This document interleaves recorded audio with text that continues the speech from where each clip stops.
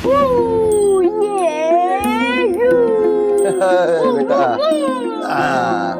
देखो अब्बू, मेरी ऑटो कितनी तेज है। मैं भी आपकी तरह बड़ा होकर एक ऑटो ड्राइवर बनूंगा। अरे नहीं नहीं बेटा, तू बड़ा होके बहुत बड़ा अफसर बनेगा। ठीक है अब्बू, जैसा आप कहो।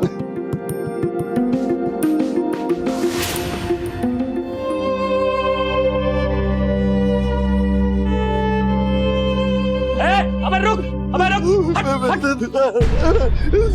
अबे बार-बार मैं पोस्टर फाड़ता हूँ और तू बार-बार आगे लगा देता है। अबे परेशान कर दिया तूने। देखिए मेरी बात सुनिए, ऐसा मत कीजिए। देखिए 3 महीने हो गए बच्चे को खोए हुए, अल्लाह जाने किस हालत में हो गया। अबे 3 महीने हो गया, अब नहीं मिला तो अब क्या मिलेगा? साहब आते हैं तो हम पे चिल्लाते हैं, कहीं मर आ गया होगा, समझे? ऐसा मत कीजिए, सुनिए देखिए।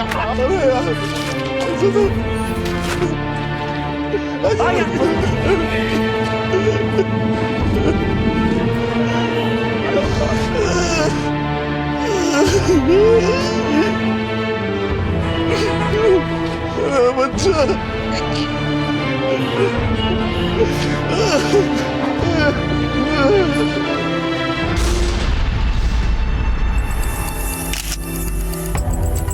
पीछे भी चेक किया गया।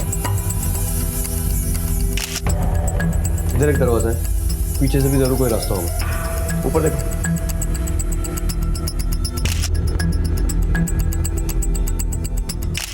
पेट और पीठ दोनों पे वार है। सर ऊपर कुछ नहीं। अंदर देखो। क्या हो गया? मेरी बच्ची कहाँ चली गई मुझे छोड़ के? मेरी बच्ची कहाँ चली गई? मेरी बच्ची ला दो मुझे, मेरी बच्ची ला दो। कहाँ चली गई मुझे छोड़ के? हम 4 दिन के लिए बाहर गए थे, कल सुबह वापस लौटने वाले थे, लेकिन हम आज ही आ गए। अभी करीब 9 बजे और आकर देखा कि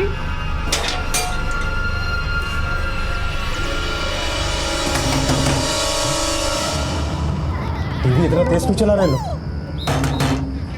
दरवाजा क्यों नहीं खोल रहे? पिछले दरवाजे की चाबी है मेरे पास, देखता हूँ ये लोग कर क्या रहे हैं।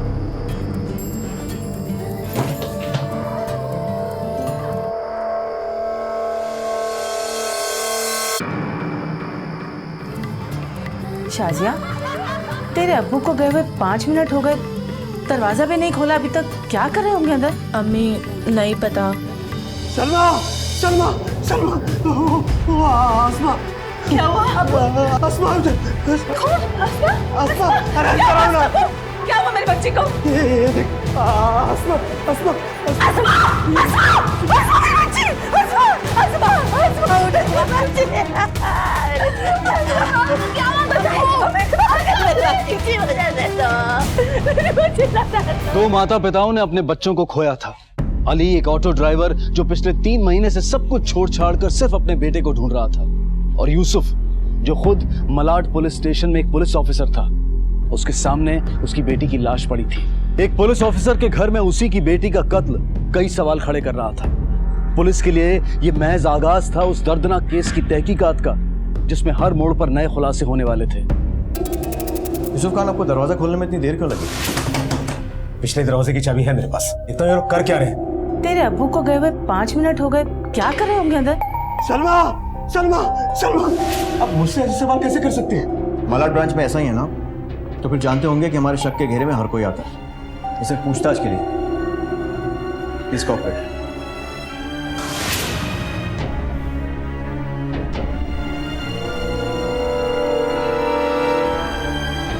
आसमा, आसमा। और जब मैं घर के अंदर आया तो देखा मेरी बेटी की लाश खून में लटपट पड़ी हुई। घर से कुछ चोरी हुआ? नहीं, लेकिन मेरी बड़ी बेटी नाजिया वो यही थी, उसका कोई पता नहीं चल रहा।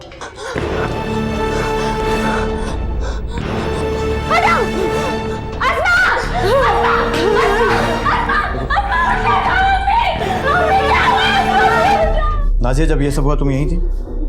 जी सर। क्या हुआ था? तकरीबन 8 बजे मैं और अस्मा घर में ही थे।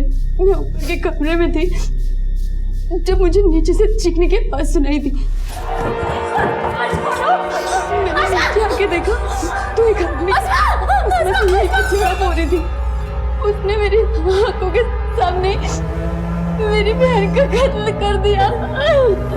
डर गई थी, अपनी जान बचाने के लिए मैं बाहर भाग गई। वो अब तक बाहर ही छुपे हुए थे, मुझे पता ही नहीं चला कि अम्मी अब्बू आ गए। वो तो हमने सायरन की आवाज सुनी और आगे देखा तो पुलिस की वैन खड़ी थी। तब जाके हमें हिम्मत आई अंदर आने की। कौन था वो? बता कौन था वो? यूसुफ खान, ना तो ये आपका एरिया है और ना ही ये आपका केस। जो भी पूछताछ करनी है हम करेंगे, प्लीज। नाजिया इधर आओ, लेकर आइए।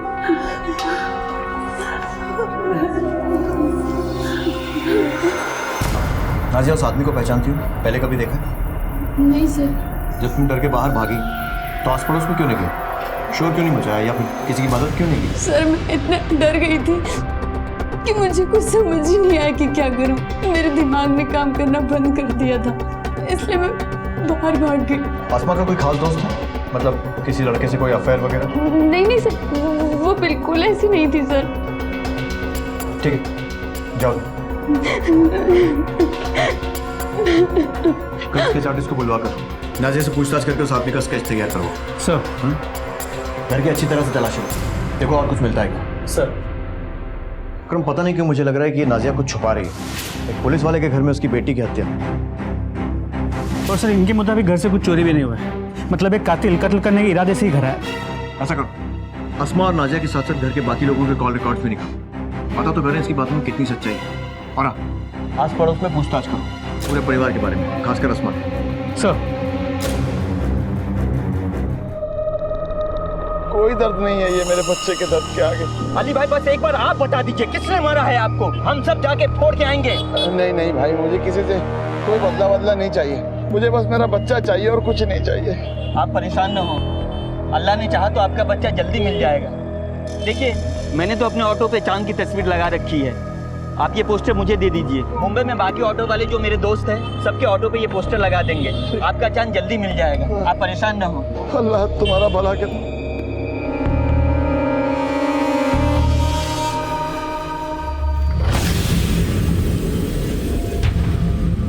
ये देखो, ये है।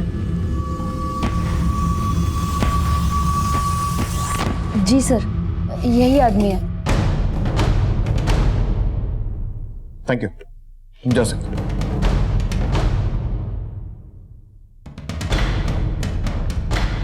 सर ये लड़की ने जो डिस्क्राइब किया है, मुझे लगता है कि ये श्योर नहीं कि इसने क्या देखा है।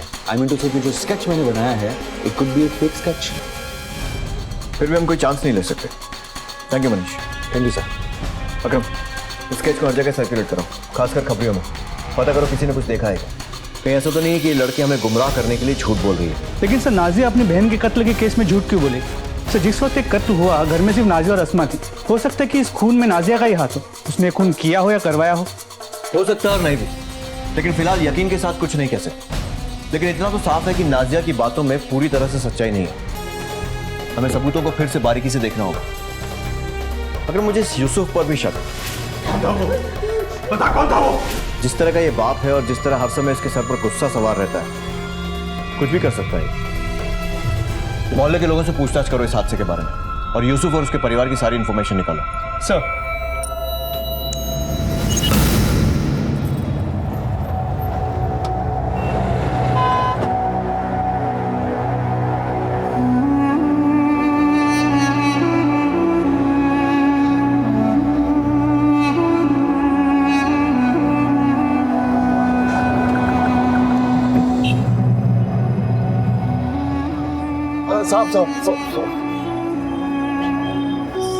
साहब ये मेरा बेटा है, अगर आपको कहीं दिखे तो ये नंबर पे फोन करना, आपकी बड़ी मेहरबानी होगी। कार कैसे गुम गया? सब वो घर के बाहर खेल रहा था, पता नहीं कौन लेके गया।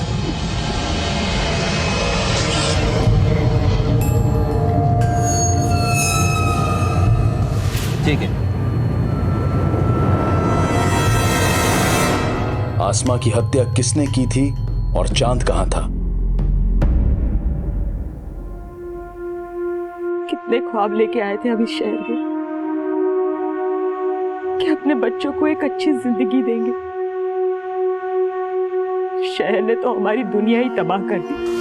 अम्मी हम तो यहाँ आ गए पर गांव के चांद तारे वही छोड़ा है। देखो ना यहाँ शहर में एक भी तारा नजर नहीं आता।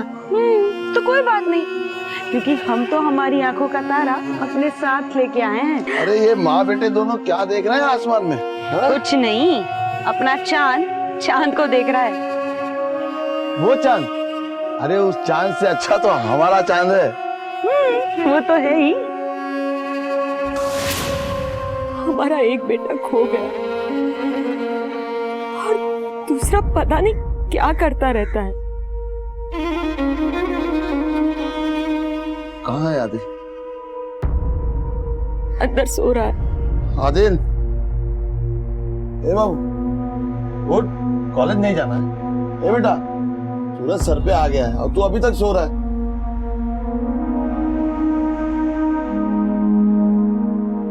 रात भर आपके गुमशुदा बेटे की फोटो चिपका रहा था मैं। यहाँ तो दिन में कॉलेज जाओ और रात में आपके बेटे को ढूंढो। मैं तो खामे का पैदा हो गया हूँ ना, मेरी कोई लाइफ ही नहीं। अरे बेटा कैसी बात कर रहा है? चांद तेरा भाई है, हमारा बेटा है। और मैं भी तो आपका बेटा हूं ना, लेकिन आप लोगों को चांद के अलावा कुछ नजर नहीं आता। अब तो शायद आप लोगों को मेरी कदर उस दिन होगी जिस दिन मैं भी गायब हो जाऊंगा। आदिल ऐसा अम्मी रहने दो, पहले आप लोग चांद की सोच से बाहर तो आओ। आदिल,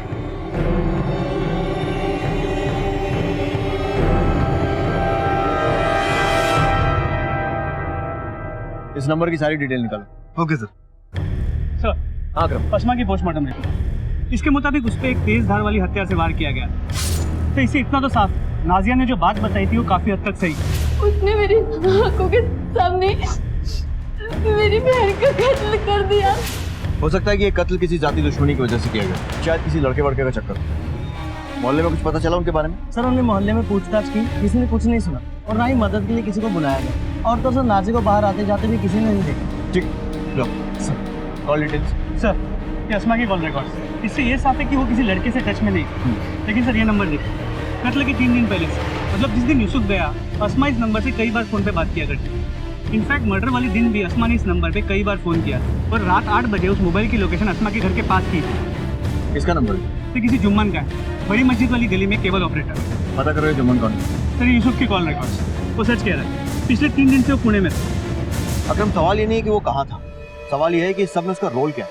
और सर ये नाजिया की कॉल रिकॉर्ड्स, सर जो स्टेटमेंट उसने हमें दिया है और उसके ये कॉल रिकॉर्ड मैच नहीं करते। सर ये देखिए, ये नंबर, नाजिया इस नंबर से लगातार बातचीत किया करती थी। नंबर किसी कबीर का। नाजिया के कॉलेज में पूछताछ तो पता चला नाजिया और कबीर काफ़ी करीब, और मर्डर वाली शाम 7 बजे से इन दोनों की मोबाइल की लोकेशन नाजिया के घर के पास की। फिर दोनों की मोबाइल लोकेशन एक साथ मूव होने लगी और लास्ट लोकेशन थी माइंड स्पेस।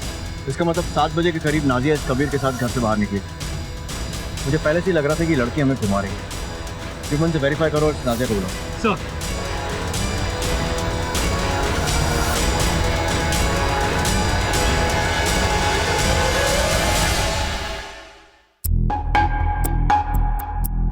तुम किसी अस्मा नाम के लड़की को जानते हो? जी, बहुत प्यारी बच्ची थी और सुना है कि उसका कत्ल हुआ है। लेकिन आप ये सब उसके बारे में मेरे से क्यों पूछ रहे हैं? पिछले कुछ दिनों में अस्मा के नंबर से आपके नंबर में कई बार फोन किया गया, क्यों? अस्मा बेटिया मुझे फोन करके अपनी मनपसंद फिल्म लगाने को कह रही थी, क्योंकि यूसुफ साहब को अपनी बच्चियों का फिल्में देखना, टीवी देखना कतई पसंद नहीं था। इसलिए अक्सर मुझे वो फोन करके अपनी पसंद की फिल्म लगाने को कह रही थी। कल रात तुम उसके घर के पास गए थे? पास नहीं साहब, मैं तो उनके घर पे ही गया था। हेलो जुम्मन चाचा। हाँ बेटा। हम ना टीवी देख रहे थे और केबल ही बंद हो गया। अगर अब्बू को पता चला ना तो कल सुबह आकर ना वो हमारी तबीयत खराब कर देंगे। आप प्लीज आकर ठीक कर दीजिए ना। ठीक है बेटा, बस 8 बजे दुकान बंद करके हम आ जाएंगे। तो करीब 8 बजे मैं वहां गया था और केबल कनेक्शन ठीक करके मैं वापस आ गया। उस वक्त आसमा बिटिया घर पे अकेली थी। मैं और अस्मा घर में ही थे। जो स्केच तुमने बनवाया था वो छोटा है। तुमने कहा था कि अस्मा के कत्ल की रात तुम अपने घर में थी, लेकिन जुम्मन ने बताया कि तुम घर में नहीं थी और तुम्हारे कॉल रिकॉर्ड भी यही कह रहे हैं कि तुम उस वक्त कहीं और थी। कहाँ थी? और ये कबीर कौन है? तुम्हारा बॉयफ्रेंड है ना? नहीं सर, कबीर सिर्फ हमारा दोस्त है। उस रात हम कबीर और अपने बाकी फ्रेंड्स के साथ फिल्म देखने गए थे। सब इंतजार ही कर रहे हैं, जल्दी जाओ। जा सिमरन जा, जी ले अपनी जिंदगी हमारे खड़ूस अब्बू के आने से पहले। बस मेरी फिल्मी बहन, दरवाजा अच्छे से बंद करना। हाँ जा। मूवी छूट जाएगी वरना। अच्छा दरवाजा अच्छे से बंद करो। हाँ हाँ मैं जल्दी आ जाऊंगी। बाय। हमें पता था अब्बू अम्मी अगली सुबह आने वाले हैं, इसलिए हमने अपने दोस्तों के साथ रात में फिल्म देखने जाने का प्लान बनाया। लेकिन जब हम घर लौटे तो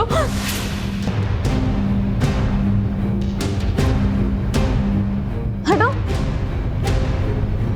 क्या हुआ था? उसने मेरी आंखों के सामने मेरी बहन का कत्ल कर दिया। बता कौन था वो? हम बहुत डर गए थे सर। अगर अब्बू को पता चलता कि हम दोस्तों के साथ फिल्म देखने गए तो वो तो हमारी खाल खींच लेते, इसलिए हमने उस दिन आपसे झूठ बोल दिया।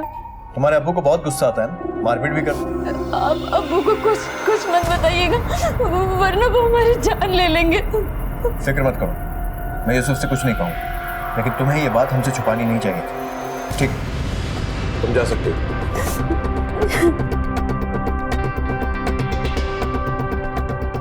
इस यूसुफ के बारे में और पता करो, इस पर मेरा शक गहरा होता जा रहा है। जी सर।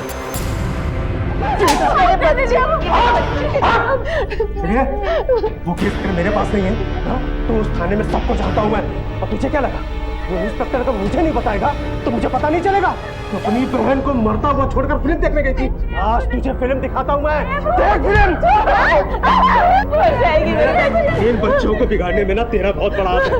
आज मैं तुझे ही नहीं छोड़ूंगा। रहने दे, मार डालो, इसे भी मार डालो, मुझे भी मार डालो, हम सबको मार डालो, जिस तरह से आपने अस्मा को मारा था।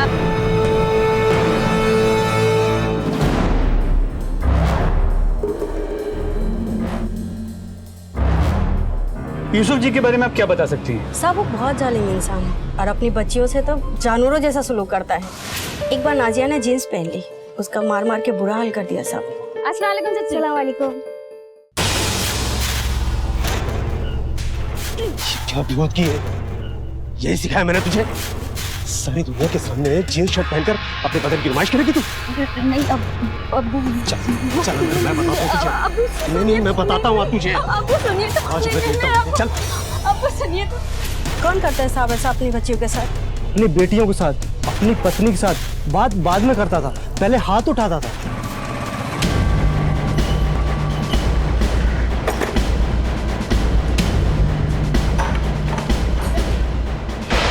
क्या कर रहे हैं यूसुफ साहब आप? क्या कर रहे हैं आप? बहुत शौक है ना तुझे? हाँ? लड़कियों को फिल्में दिखाने का? दिखा फिल्म, दिखा फिल्म। मैं तो हर किसी की फरमाइश पे फिल्म दिखाता हूँ। आसमा बिटिया क्या सबको फिल्म दिखाता हूँ। ये तो मेरा काम है यूसुफ साहब। साहब प्लीज, साहब मत करो ऐसा। साहब बंद कर दूंगा तेरा धंधा।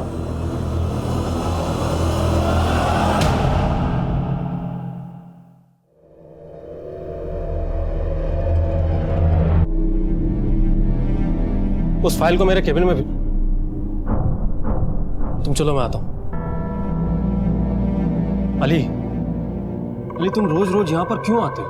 तुम्हारे बेटे को खोए हुए 3 महीने हो चुके हैं। पुलिस अपनी तरफ से पूरी खोजबीन कर रही है। अगर तुम्हारे बेटे के बारे में कुछ भी पता चला तो मैं तुम्हें खुद बता दूंगा। नहीं साहब, मुझे आपके काम पर कोई शक नहीं है, लेकिन मैं क्या करूं, मुझसे रहा नहीं जाता। मैं इसलिए यहाँ चला था। साहब आप मेरे बच्चे को जल्दी ढूंढ दीजिए साहब, बड़ी मेहरबानी होगी।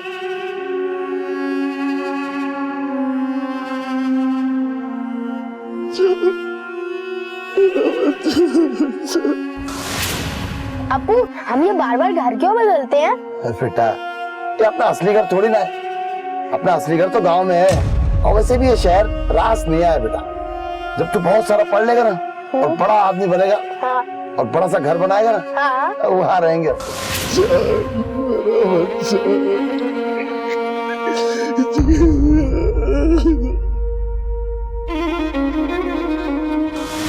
तू हाथ मत लगा, मैं कर रही हूँ ना।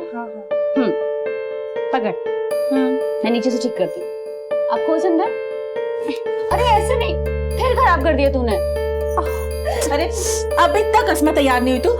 नाज़िया आपा, हमसे ये सब नहीं होगा। हमसे ना ये साड़ी वाड़ी नहीं पहनी जाएगी। अरे मेरी शहजादी, यहाँ तो तेरी मदद करने के लिए तेरी आपा है, और निकाह के बाद वहाँ तेरी मदद कौन करेगा? हमने कहा कि बार जीन्स पहनेंगे, स्कर्ट्स पहनेंगे, सब कुछ पहनेंगे और हमारा हस्बैंड ना हमें सब कुछ करने देगा। आपके हस्बैंड की तरह नहीं कि पैर की एक उंगली तक दिख जाए तो जान को आफत मचा देते हैं।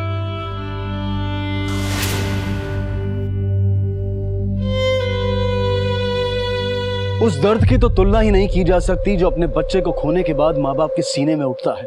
सलमा चाहे जितना भी रोले, लेकिन उसके आंसू ना तो उसकी मरी हुई बेटी को वापस ला सकते हैं और ना ही उसके दिल से आसमा की यादों को मिटा सकते हैं। और अली, वो तो अपने बेटे को ढूंढते ढूंढते खुद को भुला चुका था और रेशमा के लिए अपने प्यारे बेटे चांद की गुमशुदगी का दर्द बर्दाश्त के बाहर था। आखिर आसमा को उसके ही घर में किसने इतनी बेरहमी से मार दिया था? अली और उसका परिवार 3 महीनों से अपने बेटे चांद को ढूंढ रहा था। क्या इनकी ये कोशिश रंग लाएगी? क्या वो चांद से कभी दोबारा मिल पाएंगे?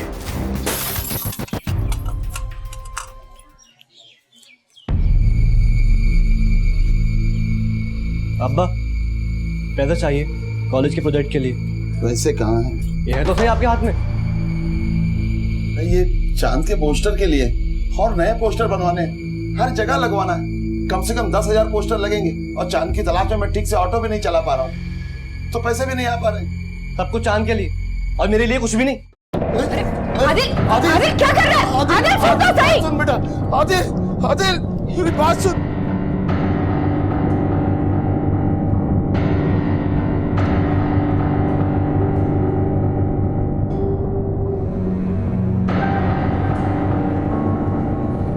संभालिए अपने आप को।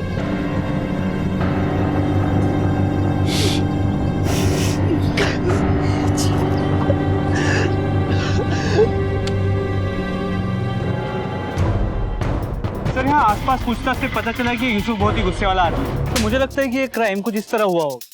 उस रात यूसुफ अपने घर में पीछे के दरवाजे से अंदर गया। पिछले दरवाजे की चाबी है मेरे पास। देखता हूँ ये लोग कर क्या रहे हैं।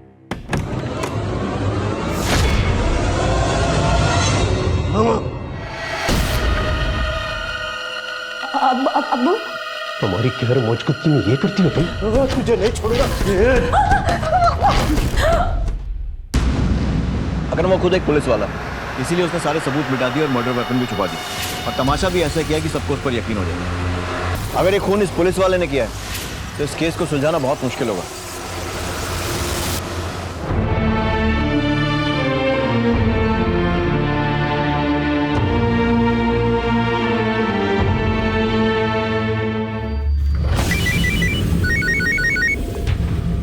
हाँ यूसुफ, अभी मैंने घर चेक किया तो पता चला कि घर के सारे गहने गायब।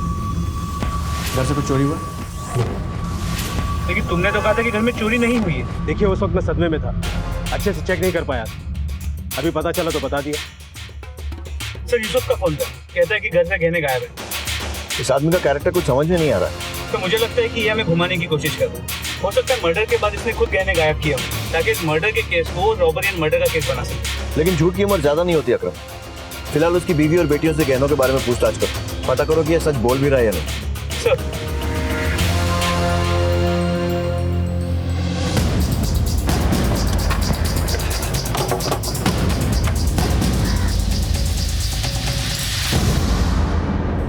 गहनों की चोरी के बारे में आप लोगों से बात करनी थी कि वाकई वारदात के दिन गहनों की चोरी हुई थी। जी। तो उस दिन जब हमने पूछा तब आप लोगों ने मना क्यों किया? सर, हम सब इस हालत में नहीं थे कि चेक कर पाए गहनों की चोरी हुई है या नहीं। तो आज देखने का कैसे सोचा? जी, असल में उन्होंने कहा कि मैं उन्हें सारे गहने दे दूं लॉकर में रखने के लिए। जो मैं शादी में गहने पहन कर गई थी वो तो मैंने उन्हें दे दिए। बाकी के गहने जब मैं लेने गई तो देखा सब गायब थे। क्या इन दिनों ऐसा कुछ हुआ था जिसकी वजह से यूसुफ को आसमा पे गुस्सा आया हो? नहीं सर, अस्मा कभी ऐसा कुछ करती ही नहीं थी।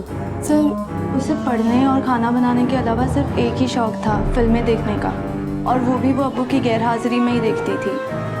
अल्लाह के लिए मेरी बच्ची को इंसाफ दिला दीजिए।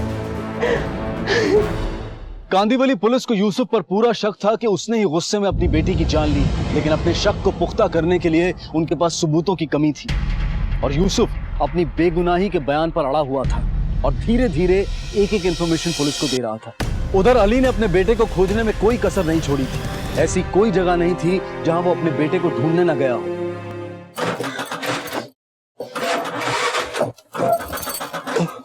अभी तक गए नहीं आप? देखो ना, पता नहीं क्या हो गया, ये भी नहीं चालू हो रहा। तो ठीक करवा लीजिए ना। कैसे ठीक करवा लूं? नए पोस्टर छपवाने उसके लिए पैसे जमा कर रहा हूँ। पता नहीं अल्लाह क्या इम्तिहान ले रहा है हमारा।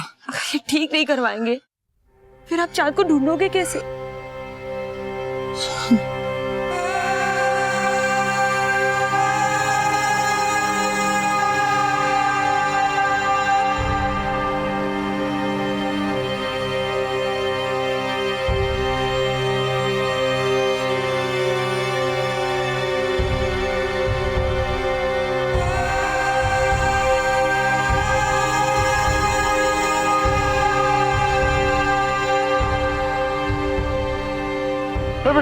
बेटा तूने मैं चांद को देखा है क्या?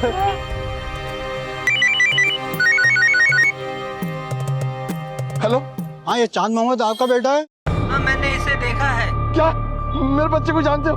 कहाँ है वो, कैसा है? आप ऐसा करो, कल 50,000 लेके शाम को 4 बजे शास्त्री पार्क के पीछे आ जाओ। 50,000? हाँ, जिनके पास आपका बच्चा है वो बहुत खतरनाक आदमी है, वो 50,000 से कम में मानेंगे नहीं। हाँ मैं 4 बजे आ जाऊंगा। सर, मुझे नहीं लगता कांदीवली पुलिस मेरी बेटी के केस को सॉल्व कर पाएगी। सर प्लीज उस केस को अपने मलाड पुलिस स्टेशन में शिफ्ट करवा लीजिए। नहीं यूसुफ, मैं इसमें कुछ नहीं कर सकता। मैं तुम्हारी भावनाओं को अच्छी तरह से समझ रहा हूँ, लेकिन ये हमारे नियमों के खिलाफ है। वैसे कांदीवली पुलिस की टीम अच्छे से काम कर रही है। आई एम सॉरी, मैं कुछ नहीं कर सकता। You can understand. जी सर, मैं समझ रहा हूँ। 10, 20, 30, ये 40, ये 50 हो गए ना पूरे 50। अब्बू आप यहाँ हो तो ऑटो कहाँ है? वो मैंने भेज दिया। चांद को वापस लाने के लिए 50,000 रुपए की जरूरत थी।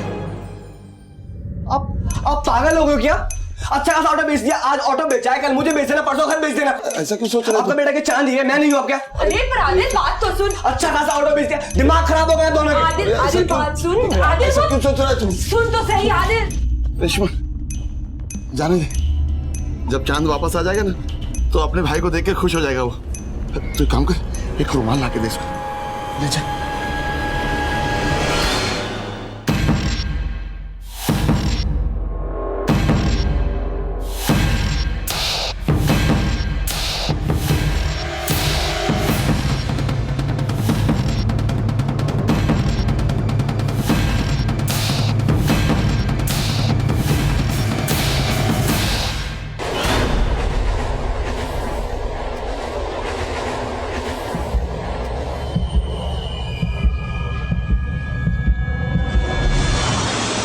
चांद मोहम्मद के अब्बू हो? हाँ, कहाँ है चांद? पैसे लाओ। हाँ ये क्या है, कहाँ है चांद? चलो मैं बताता हूँ, चलो। वो ठीक तो है ना? हाँ बिल्कुल ठीक है, मेरा बच्चा। हाँ चलो चलो चलो।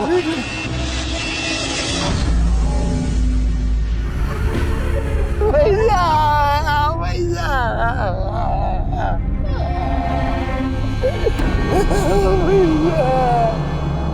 सर, इसने मेरी बच्ची का कत्ल किया है।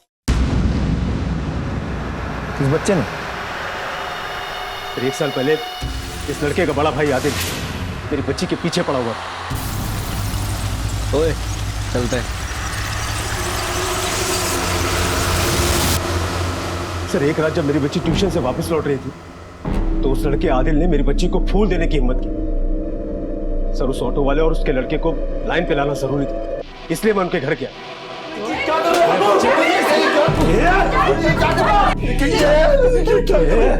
बहुत हिम्मत है तेरे अंदर ना।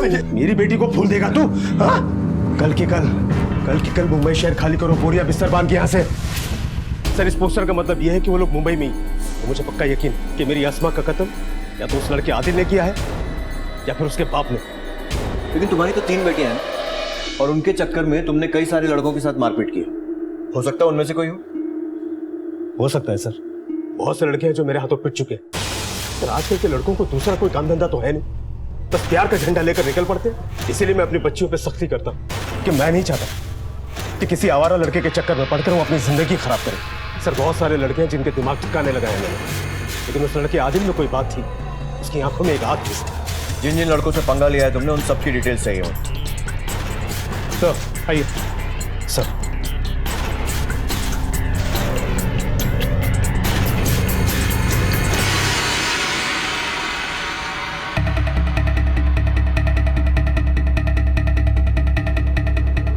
सुन, वो लड़का था ना आदिल, जिसकी 1 साल पहले घर में घुसकर पिटाई की थी, उसका नंबर और एड्रेस भेज रहा हूँ। उसके बारे में पता करो, मुझे बता। आप फिक्र मत करो यूसुफ साहब।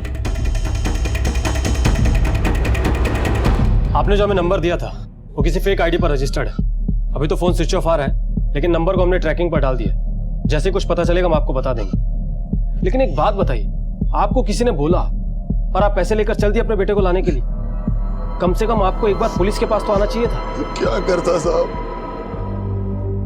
3 महीने से मेरे बच्चे का कुछ पता नहीं चल पा रहा है। एक उम्मीद नजर आई थी, लेकिन अब सब अंधेरा ही अंधेरा है। मैंने अपना ऑटो बेच दिया, मेरा सब कुछ खत्म हो गया है साहब, सब कुछ खत्म हो गया। देखिए, आप लोग चिंता मत कीजिए, हम पूरी कोशिश करेंगे कि आपका बेटा और पैसा दोनों जल्द से जल्द आपको मिले।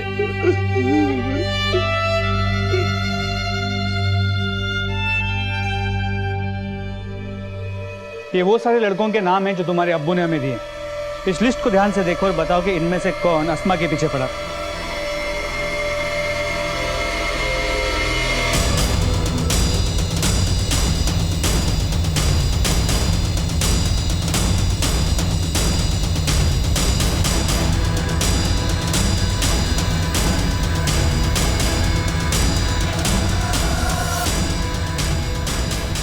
हमारे अब्बू को सबसे ज्यादा शक इस आदिल पर है, और तुमने इसका नाम टिक ही नहीं किया, क्यों?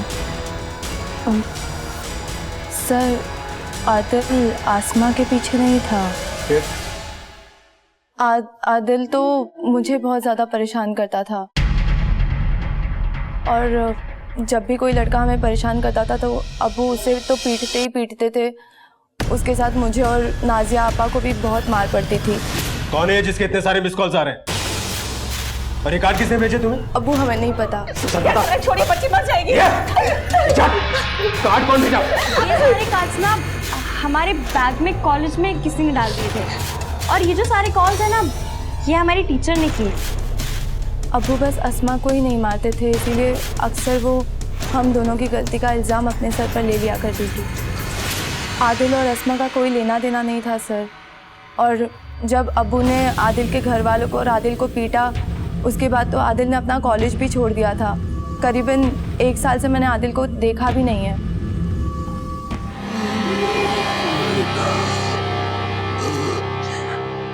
अल्लाह जाने आदिल को दवाई लेके आने में इतनी देर क्यों हुई? सर, इस आदिल के बारे में पूछताछ, वो पहले शाजिया के साथ पढ़ता था, लेकिन जब से उसे यूसुफ ने मारा था वो अपनी फैमिली के साथ नायगांव शिफ्ट हो गया। उसके पहले के कॉलेज में जाके भी पूछताछ, टीचर्स का कहना है कि वो पढ़ाई में काफी अच्छा था, और उसके दोस्तों की बात माने तो वो शाजिया से प्यार भी करता था। उसके अभी के कॉलेज में जाके भी पूछताछ, सभी का कहना है कि वो अच्छा लड़का था। उसके फोन रिकॉर्ड? तो आदिल के पास मोबाइल फोन नहीं।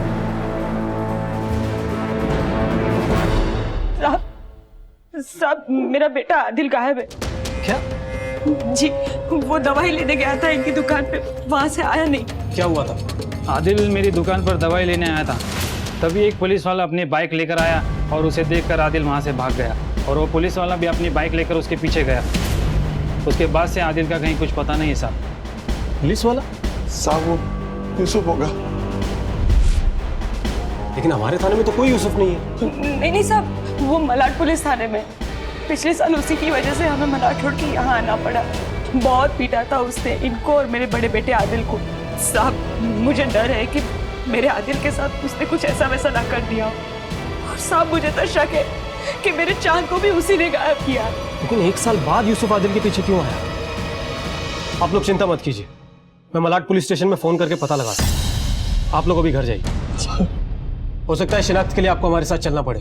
ठीक है सर। ये दोनों केसेस जो अब तक अलग अलग दिशा में जाते हुए दिखाई दे रहे थे, पर कहीं ना कहीं अब इनके बीच में एक कड़ी नजर आ रही थी। नायगांव पुलिस और कांदीवली पुलिस ने इस केस को सुलझाने के लिए हाथ मिला लिए थे। तो क्या अब ये गुत्थी सुलझने वाली थी? चलिए साहब, यही आदमी है, तब वर्दी में थे। इनके मुताबिक आप नायगांव में आदिल का पीछा कर रहे हैं, और उसके बाद से आदिल गायब। आप गए थे वहाँ? हाँ, मैं गया था सर। तो मैंने आपको बताया था कि पहले मैंने उसे मारा भी था, लेकिन इस बार मैंने ऐसा कुछ भी नहीं किया। लेकिन तुम वहाँ गए ही क्यों थे? क्योंकि मैं तंग आ गया हूँ आप लोगों से। किसी काम के नहीं है आप लोग।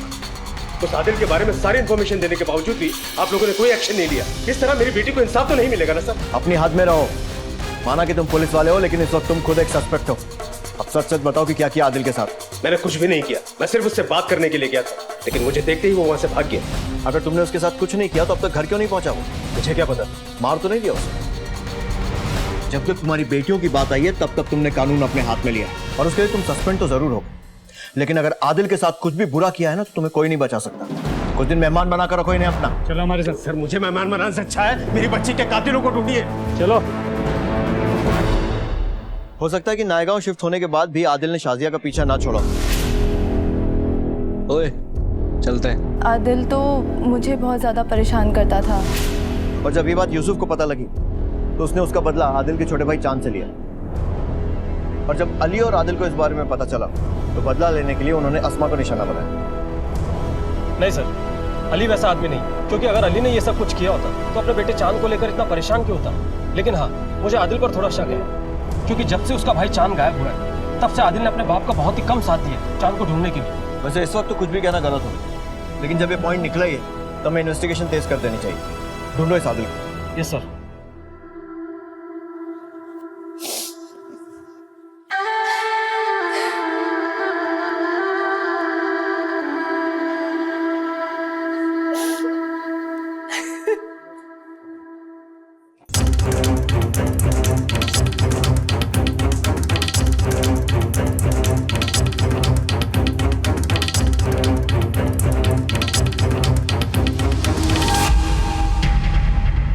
हमें पता चला है कि तुम शादी में जाना ही नहीं चाहती थी और आखिरी वक्त में तुमने अपना फैसला बदला।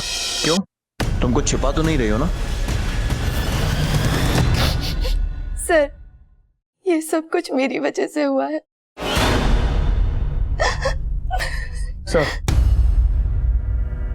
नहीं रीड मिली, ज्वेलरी शॉप पे कोई चोरी के गहने बेचने आया। लगता है इस केस की सारी परतें एक करके खुल रही हैं। क्या पता करो। सर शाजिया बताओ क्या हुआ?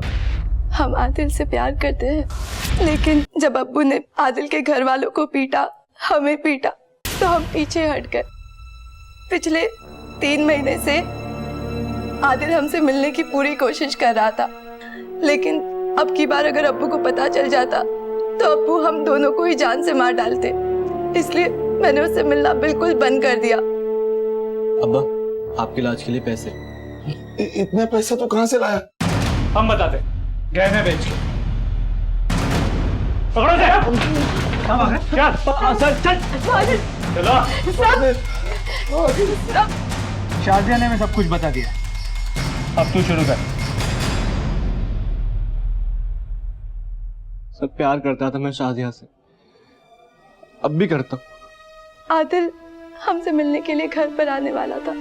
मुझे पता चला था कि उसके अम्मी अब्बू 4 दिन के लिए कहीं बाहर गए, लेकिन अब्बू हमें जबरदस्ती अम्मी के साथ शादी में ले गए। तो सब में चुपचाप मौका पाकर उसके घर के पिछले दरवाजे से दाखिल हो गए।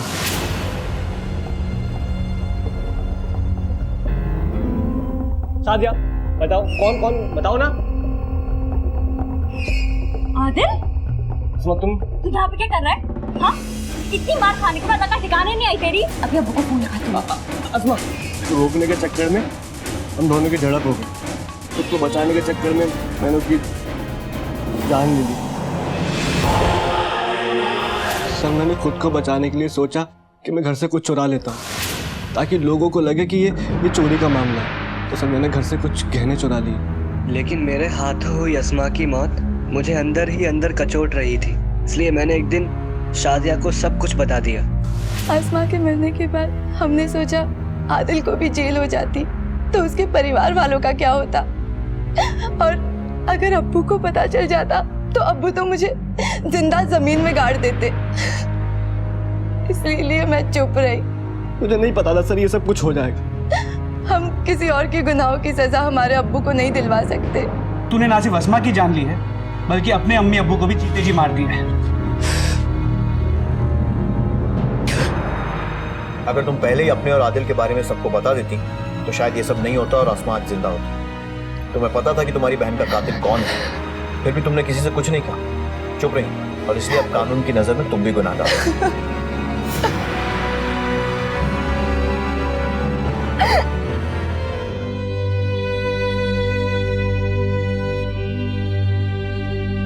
जाने हमारे किस गुनाह की सजा दे रहा है अल्लाह।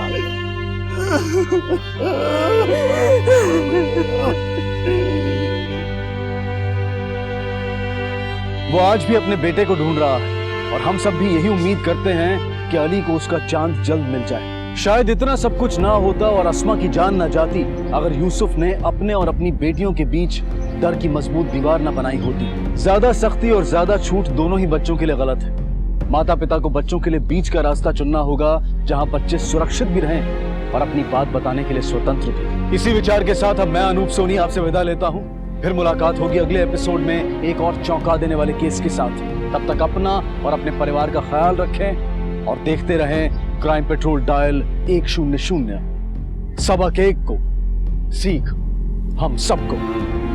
जय हिंद।